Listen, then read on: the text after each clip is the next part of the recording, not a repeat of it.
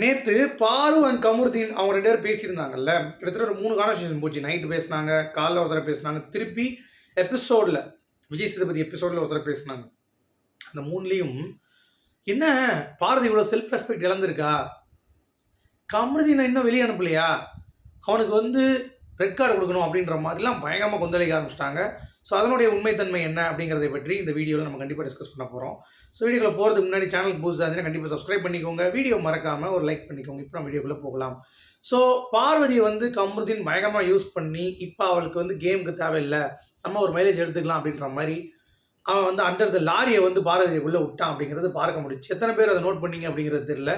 ஏன்னா நேற்று எபிசோடில் அரோராவை தூக்கி பிடிச்சி இதெல்லாம் ஒரு மனுஷியல், நீலாம் வில்லி, இதெல்லாம் தகுதியே கிடையாது என்கிட்ட பேசுறதுக்கு அப்படின்ற மாதிரி கேவலப்படுத்தி அந்த பொண்ணு வந்து திருப்பி நீ எப்படி பேசுவ தெரியுமா, அப்படி உட்கார்ந்து அப்படியே ஒரு மாதிரி ஊர்க்கலை மாதிரி பேசிட்டு இருப்பேன்ற மாதிரிலாம் பேசிட்டான்.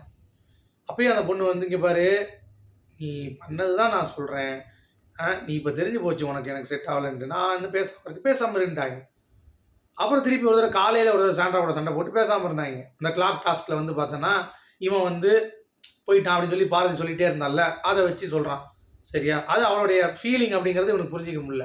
நம்மளை வந்து ரெஜிஸ்டர் பண்ணுறான் அப்படின்ற மாதிரி அவன் புரிஞ்சு அவன் ஒரு கேம் ஆடிட்டு இருக்கான். அங்கே ஒன்று. அடுத்து நீ நல்லா கேட்டிங்கன்னா இவ்வளோ தூரம் திட்டுறாங்கல்ல, அசிங்கசியமாக கேட்குறான். அப்படி இருந்தும் ஃபஸ்ட்டு சேவ் யாரையாவது பண்ணலாம், உனக்கு ஒரு சான்ஸ் தரேன்னு சொல்லி கமருதீன் சொல்கிறாப்புல கேப்டனாக இருக்கிறதுனால. அதுக்கு உடனே பார்வ தான் சொல்கிறான், வினோத்தை விட்டான். பாரு உடனே அதை சொன்ன உடனே இவ்வளோ தூரம் கேவலப்படுத்தியிருக்கானே, போய் இழிச்சிட்டு போய் உட்காடுறான். அப்போ பார்வதிக்கு செல்ஃப் ரெஸ்பெக்ட் இருக்கா அப்படிங்கிறது தெரியல. இன்னொன்று, அங்கே வெளியே நடந்த ஒரு கான்வர்சேஷன் ஃபைட் பார்த்தீங்களா? அதாவது இப்படி போயிட்டு இருக்கும்போது அவள் சொல்கிறா, நீ இந்த மாதிரி எனக்கு வாக்குமூலம் கொடுத்து என்னை ஃபுல்லாக உடச்சி விட்ட, அவ்வளோ தூரம் சொல்லிட்டேன், நான் என்னென்ன பண்ணியிருக்கேன் அந்த வீட்டில், இப்போ என்ன பண்ணிகிட்டு இருக்கேன், பாத்திரம் கழுவுறதுலேருந்து எல்லாத்தையும் போட்டு உடச்சிட்டேன். நான் உங்ககிட்ட சொன்னதை என்னாலையும் ஒன்றை உடைக்க முடியும் ஒரு நிமிஷத்தில், ஆனால் பண்ண மாட்டேன்னோடனே அவனுக்கு ட்ரிகர் ஆகிடுச்சு. என்ன ட்ரிப் பண்ணுறியாண்ணே அவளை இரு, நான் அப்போ இதுக்கே நான் சொல்கிறேன் பாரு, இப்போ வா, சேதுபதியே போயிட்டாருப்பா, இதில் பரவாயில்ல நீ வான்னு சொல்லிட்டு உள்ளே போனேன், சாண்ட்ரா அமைதியை பார்த்துக்கலாம் அப்படின்றாங்க. ஸோ அந்தளவுக்கு கில் ட்ரிப் போய் பக்கத்தில் போய் தொட வந்து அடிக்கிறான், அப்படின்றான், இப்படின்றான், இழுக்கிறான், பிடிச்சி அவளை இது பண்ணுறான். அவளுக்கு வந்து பார்த்தீங்கன்னா அப்படி அமைதியாக இருக்காங்க பாரு. இதே இது எஃப்ஜே ஒரு இடத்துல சொல்லுவாங்க தெரியுமா, அவங்க ஃபேமிலியை பற்றி இழுக்கும்போது, கோர்ட் ஃபேமிலி இப்படிலாம் வாய் பேசுவாங்களான்ட்டு, அதுக்கே அவ்வளோ தூரம் வரிஞ்சு கட்டிட்டு வந்தா இவன் எவ்வளோ பெரிய அக்யூஷன் கொடுத்துருக்கான். அவங்க அப்பாவுக்கு வந்து பார்த்தீங்கன்னா சூசைட் பண்ணிட்டாங்க போல், அதனால ட்ராமா இருக்குது அவளுக்கு, அதை சொல்லி காட்டியிருக்கான். அப்படி இருந்து இவன் வந்து வாயை திறக்கலன்னா அப்போ உண்மையிலேயே என்ன பண்ணியிருக்கா, எமோஷனலாக தான் கேம் ப்ளே பண்ணியிருக்காங்களா, 2 பேருக்கும் இப்போ நாயை குலைச்சதுனாங்களா, அப்போ உண்மையிலே ஏதோ நடந்திருக்கா அப்படின்ற பல ஆங்கிளில் நமக்கு யோசிக்க தோணுது. இல்லை உண்மையிலே எமோஷன்ஸ் தான் அவன் கனெக்ட் பண்ணாலும் இவ்வளோ தூரம் ஒரு பொண்ணு தன்னுடைய புருஷனுக்காக கூட இப்போ பண்ண மாட்டுறாங்களே, அசிங்கமாக கேட்டுறாள் டபால்னு. இவன் யார் கோமாளி, இவங்கிட்ட வந்து பார்த்தீங்கன்னா உட்காந்துக்கிட்டு மானே தேனே டேய் நான் சொல்கிறது கேளு கோவப்படாது அப்படின்னு சொல்லி பாரதி ஏன் அப்படி பண்ணிட்டு இருக்கா அப்படிங்கிறதே மிகப்பெரிய ஒரு கேள்வி. இன்னொரு பக்கம் வந்து பார்த்தீங்கன்னா எல்லாரும் கொந்தளிக்கிறாங்க. அவன் என்ன ஒரு பொண்ணை இப்படி நடத்திட்டு இருக்கான், அடிக்கிறான், மிதிக்கிறான், ஒரு மாதிரி இது பண்ணுறான், ரெட் கார்டு கொடுக்க மாட்டீங்க, அட்லீஸ்ட் வந்து பார்த்தீங்கன்னா அவனை அட்ரஸ் கூட பண்ண மாட்டீங்க, இந்த மாதிரி பண்ணுறான் தப்புன்னு சொல்லிட்டு அவன் நார்மலைஸ் பண்ணிட்டு இருக்கீங்க, ஹீரோ மெட்டீரியல் மாதிரி அவனுக்கு நிறைய விஷயங்கள் இருக்குன்னு சொல்லி அவன் நார்மலைஸ் பண்ணுறீங்க அப்படின்ற மாதிரிலாம் வந்து கருத்துக்கள் வருகிறது.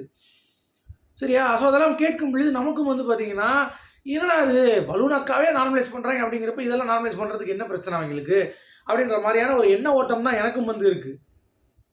நீங்கள் இதை எப்படி பார்க்குறீங்க மக்களே சொல்லுங்கள்?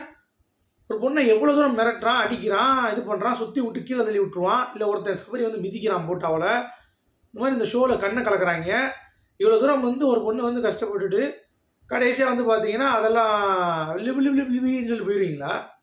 எவ்வளோ கான்ஃபிடென்ட்டாக இருந்த பொண்ணை எப்படி ஒட்டச்சு வைக்கிறான்னு பாருங்கள். இவ்வளோ தூரம் பிரச்சனை பண்ணி நீ சேவ் பண்ணுறான்னு சொன்னோடனே போய் இழிச்சிட்டு போகிறான். இப்போ அவளுடைய ரெஸ்பெக்ட் அப்படிங்கிறதே விட்டா பாருங்கள். காதல் கண்ணை மறைக்கும் அப்படிங்கிறது ஒரு பக்கம் இருந்தாலும் அவன் அப்பா பற்றி பேசும்போது சரி, அப்படி ஒரு டிக்னிட்டியை விட்டுட்டு தான் அவன் கூட இருக்கணும்.